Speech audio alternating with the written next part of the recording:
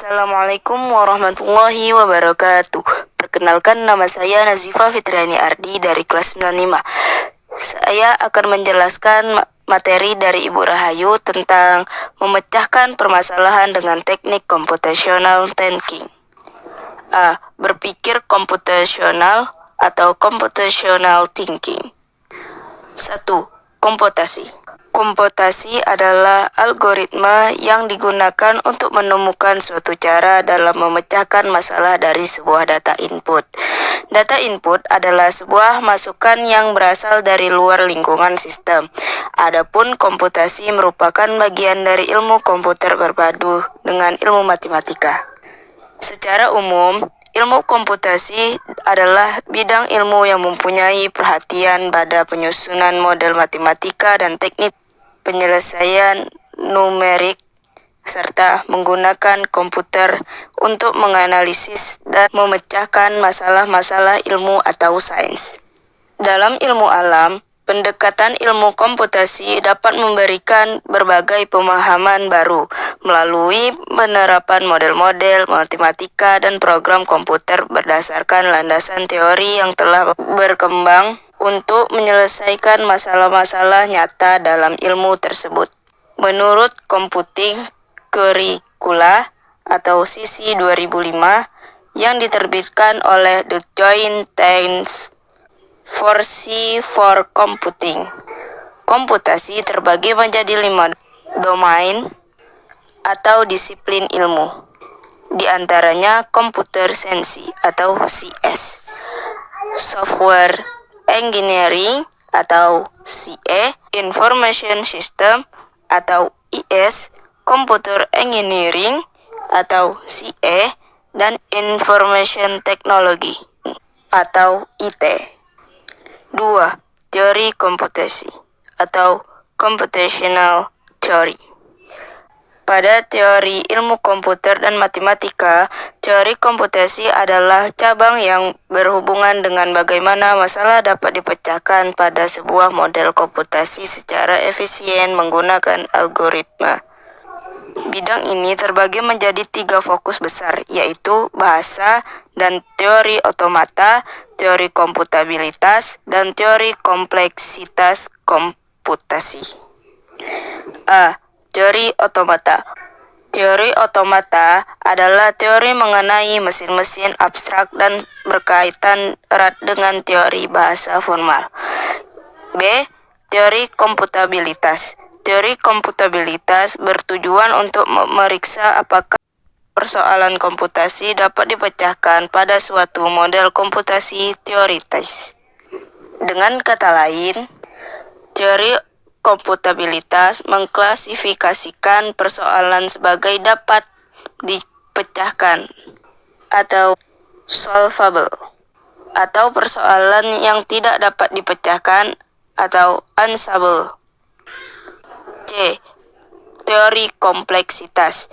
Teori kompleksitas mengklasifikasikan persoalan sebagai persoalan mudah atau easy atau persoalan sulit hard. Teori komputasi dapat dianggap sebagai model pencipta dari seluruh cabang dalam bidang ilmu komputer. 4. Karakteristik berpikir komputasional. Berpikir komputasional memiliki beberapa karakteristik sebagai berikut. A. Mampu memberikan pemecahan masalah menggunakan komputer atau perangkat lain. B. Logika dalam mengelompokkan dan menganalisa data. C. Mampu melakukan representasi data melalui abstraksi dengan suatu model atau simulasi. D. Mampu melakukan otomatisasi solusi melalui cara berpikir algoritma. E. Mampu melakukan identifikasi, analisis, dan implementasi solusi. F. Mampu melakukan generalisasi solusi untuk berbagai masalah berbeda. Selain karakteristik yang telah disebutkan di atas, berpikir komputasional memiliki beberapa karakteristik lain sebagai berikut. A. Identifikasi. Berasal dari kata identify yang artinya meneliti atau menelaah.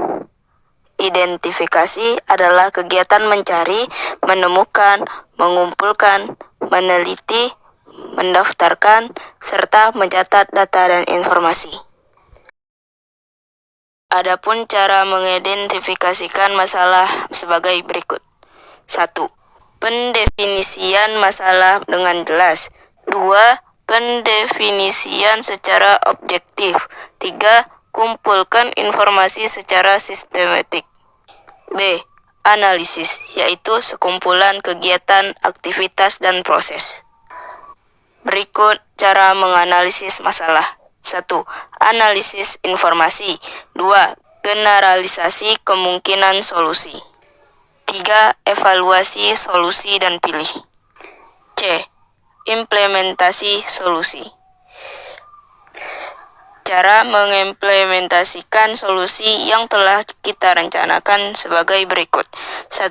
Implementasi dari solusi. 2.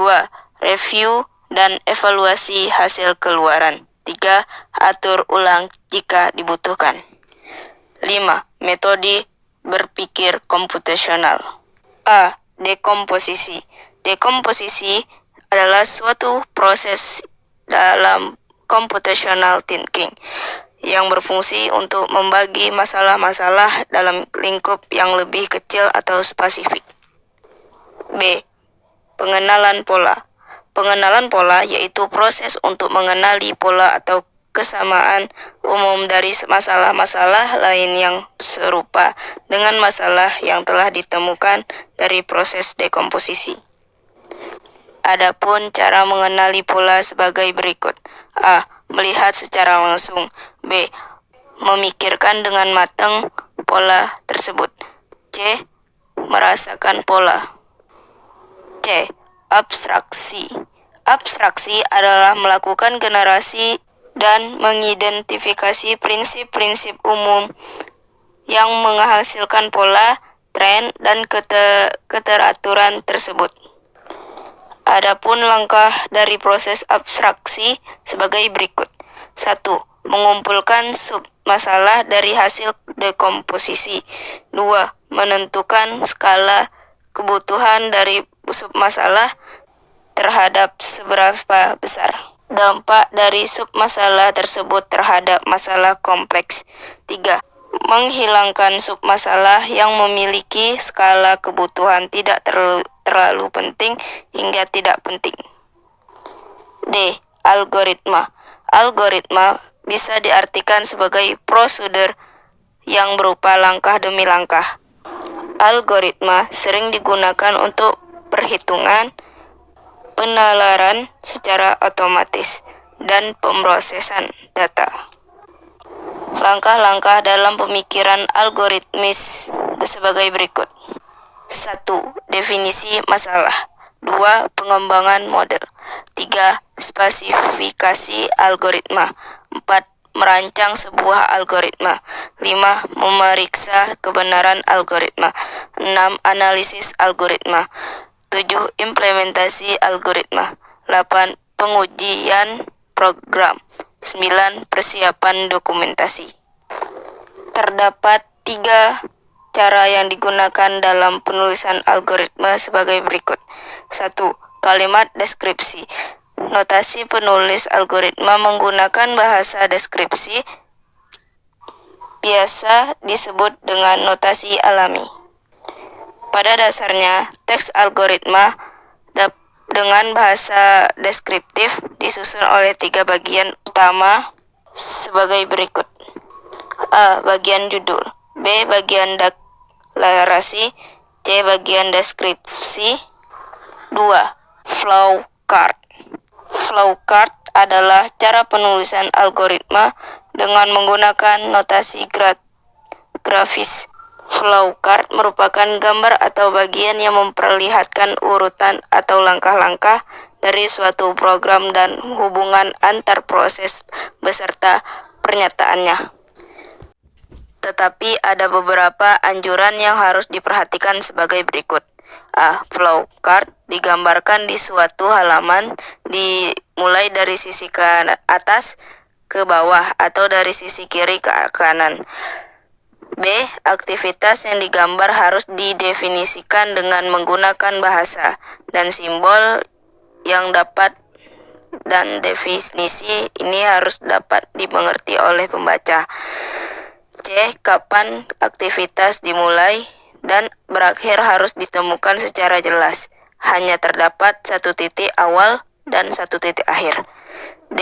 Setiap langkah dari aktivitas harus diuraikan dengan deskripsi kata kerja, misalnya menghitung keliling lingkaran.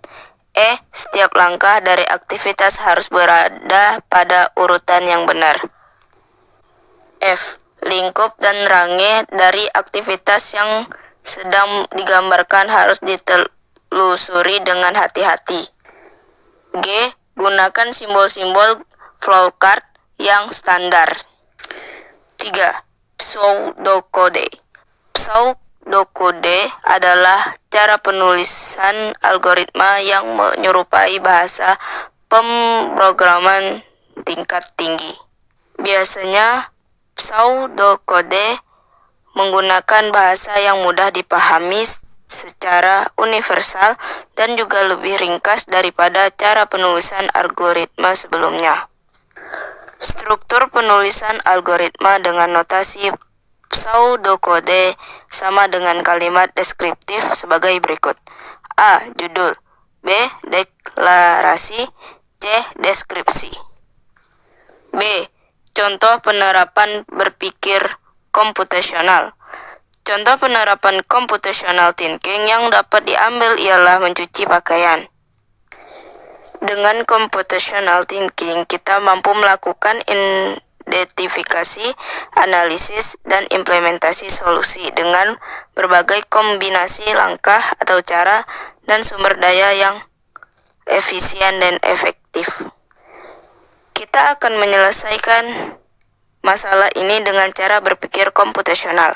1. Dekomposisi. 2. Pengenalan pola. 3. Abstraksi. 4. Algoritma. A. Peran TIC dalam pemecahan masalah. Teknologi merupakan gambaran dari sebuah penemuan perangkat kertas yang menerapkan prinsip-prinsip saintifik. Secara etimologis, kata teknologi berasal dari bahasa Yunani yaitu teknologia, yang terdiri atas dua kata yaitu tekne yang berarti keahlian dan logia yang berarti pengetahuan. 1. Sejarah perkembangan teknologi informasi dan komunikasi. Perkembangan teknologi informasi pada masa prasejarah dimulai dari tahun 3000 SM yang pada saat itu ditemukan tulisan untuk pertama kalinya oleh bangsa Sumeria. Sementara pada era modern, perkembangan pertama teknologi informasi dimulai dengan adanya media cetak, yaitu surat kabar atau yang sering disebut dengan koran. Melalui media ini, manusia lebih mudah mengakses sebagai informasi dari belahan dunia. A. Masa prasejarah. Di zaman prasejarah, manusia purba berkomunitas sebagai informasi di dinding-dinding gua. Mereka menceritakan pengalaman berburu dan binatang buruannya. Perkembangan selanjutnya adalah diciptakan dan digunakan alat-alat yang menghasilkan bunyi dan isyarat, seperti trompet yang terbuat dari tanduk binatang atau isyarat dari asap sebagai alat pemberian peringatan adanya bahaya. B. Masa sejarah 3000 SM sampai 14 M. Di masa sejarah, proses menggambar di dinding gua masih berlangsung, namun berkembang lagi caranya dengan menggunakan simbol seperti pada masa kehidupan bangsa Sumeria yang memakai huruf piktograf di era 3000 SM. Periode 2900 SM muncul huruf hieroglif oleh bangsa Mesir kuno. Masuk ke masa tahun 500 SM, bangsa Mesir kuno memakai pohon papirus sebagai kertas. C. Masa modern 1400 Masehi sampai sekarang. Pada masa modern, teknologi komunikasi telah memungkinkan informasi bisa menyebar sangat luas, dimulai dari awal tahun 1400-an, di mana telah ditemukan mesin cetak menggunakan plat huruf dari besi.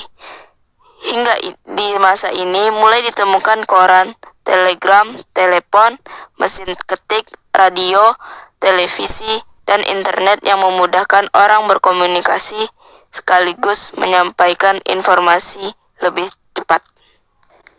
2. Fungsi teknologi informasi dan komunikasi. Adapun fungsi dari teknologi informasi dan komunikasi secara umum sebagai berikut. A. Menangkap. B. Menyimpan. C. Mengolah. D. Transmisi. E. Mencari kembali. F. Menghasilkan. 3. Tujuan utama teknologi. Tujuan teknologi informasi adalah untuk mencegah suatu masalah, membuka kreativitas, meningkatkan efektivitas dan efisiensi dalam melakukan pekerjaan.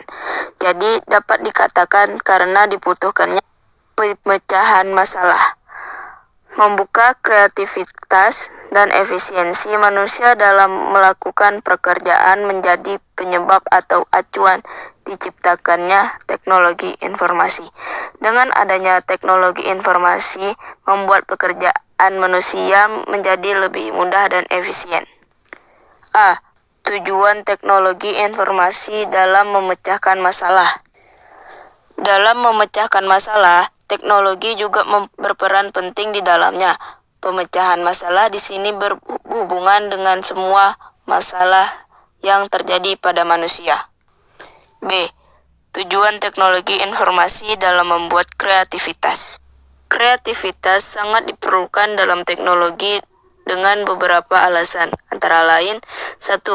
Kreativitas memberikan peluang bagi individu untuk mengaktualisasikan dirinya.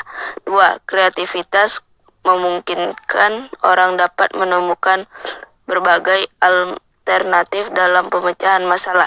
3. Kreativitas dapat memberikan kepuasan hidup. 4. Kreativitas memungkinkan manusia meningkatkan kualitas hidupnya. C. Tujuan teknologi informasi efektif dan efisien.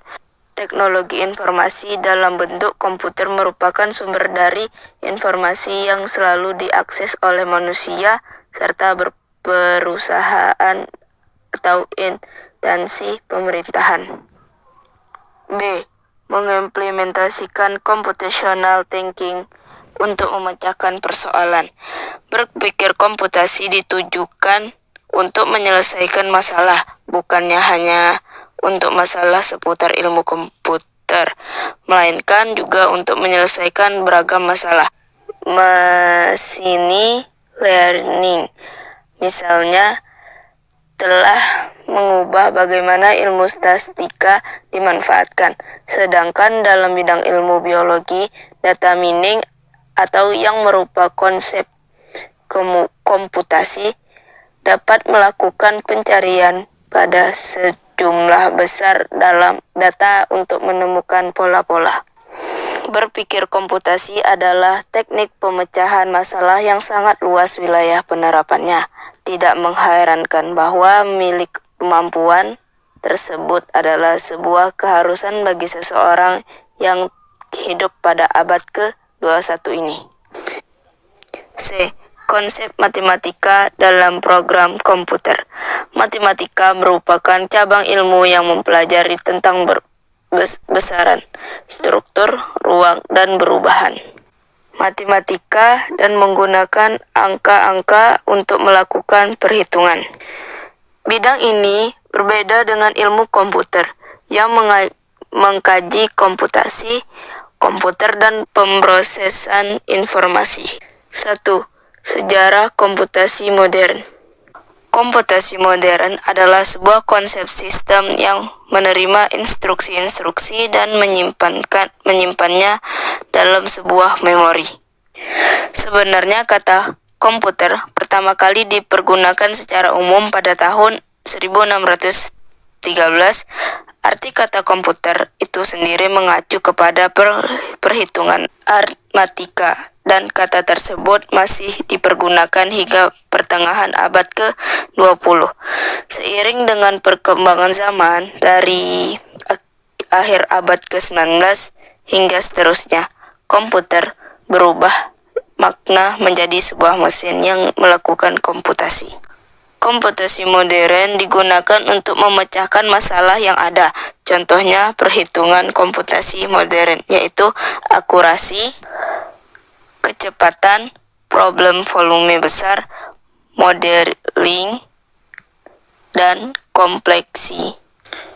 2. Karakteristik komputasi modern. Komputasi modern memiliki 3 karakteristik umum. Berikut 3 karakteristik komputasi modern sebagai berikut. A.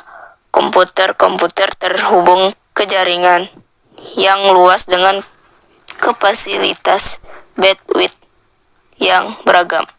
B.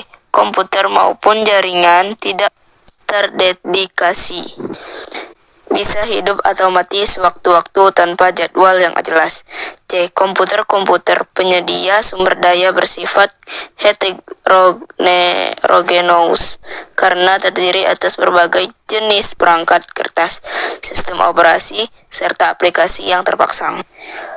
3. Manfaat komputasi modern. Komputasi modern melakukan perhitungan dengan menggunakan komputasi yang canggih. Dari sana dapat terlihat bahwa komputasi modern dapat dimanfaatkan untuk memecahkan masalah-masalah sebagai berikut. A. Akurasi. B. Kecepatan. C. Problem volume besar. D. Modeling. E. Kompleksitas. 4. Macam-macam komputasi modern. Komputasi modern terbagi 3 macam, yaitu komputasi mobil atau bergerak, komputasi grid, dan komputasi cloud atau awan. 5. Langkah-langkah pemecahan masalah dengan konsep matematika. Menurut Poila, untuk mempermudah memahami dan menyelesaikan suatu masalah, terlebih dahulu masalah tersebut disusun menjadi masalah-masalah sederhana, lalu dianalisis atau mencari semula kemungkinan langkah-langkah yang akan ditempuh. Kemudian dilanjutkan dengan proses sintesis atau memeriksa kebenaran setiap langkah yang dilakukan. Langkah-langkah pemecahan masalah matematika yang dikemukakan oleh Poila sebagai berikut. A. Memahami masalah. B. Membuat rencana penyelesaian. C. Melaksanakan rencana. D. Melihat kembali. D. Membuat karya untuk memecahkan persoalan. Banyak masalah yang perlu dipecahkan dalam kehidupan sehari-hari. Pada pembelajaran ini akan diajarkan membuat karya berupa program C++ sederhana untuk memecahkan persoalan sehari-hari. Untuk menjalankan program C++ dibutuhkan ide untuk menjalankannya, yaitu DEV min C++. 1. Program menentukan kelulusan siswa. Berikut ketentuan program untuk menentukan kelulusan siswa. A. User memasukkan jumlah siswa. User memasukkan nama siswa pertama. C. User memasukkan nilai dari siswa pertama. D. Nama dan nilai dimasukkan berulang sesuai jumlah siswa. E. Jika nilai siswa 75 atau lebih, siswa dinyatakan lulus. F. Sedangkan jika nilai siswa kurang dari 75, siswa dinyatakan tidak lulus. Untuk membuat program penentu kelulusan siswa dilakukan dengan langkah-langkah berikut. A. Pastikan di komputermu telah terinstall software. D. DEV min C++. B. Pilih menu file, new source file, atau tekan Ctrl plus N pada keyboard. C. Simpan program tersebut dengan nama dan tempat yang kamu inginkan. Ketik source kode programnya. E. Pilih menu execute, compile, dan run, atau tekan F9 pada keyboard. F. Output yang akan ditampilkan dari program di atas. 2. Program menghitung nilai akhir siswa. Berikut ketentuan program penghitung nilai akhir siswa yang akan dibuat. A. User memasukkan rata-rata nilai tugas siswa. B. User memasukkan nilai UTS. C. User memasukkan nilai UAS. D. Jika nilai akhir siswa kurang dari atau sama dengan 20, maka grade E. E. Jika nilai akhir siswa lebih dari 20 dan kurang dari atau sama dengan 40, maka grade D. F. Jika nilai akhir siswa lebih dari 40 dan kurang dari sama atau sama dengan 60, maka grade C. G. Jika nilai akhir siswa lebih dari 60 dan kurang dari atau sama dengan 80, maka grade B. H. Jika nilai akhir siswa lebih dari 80 dan kurang dari atau sama dengan 100, maka grade A. I.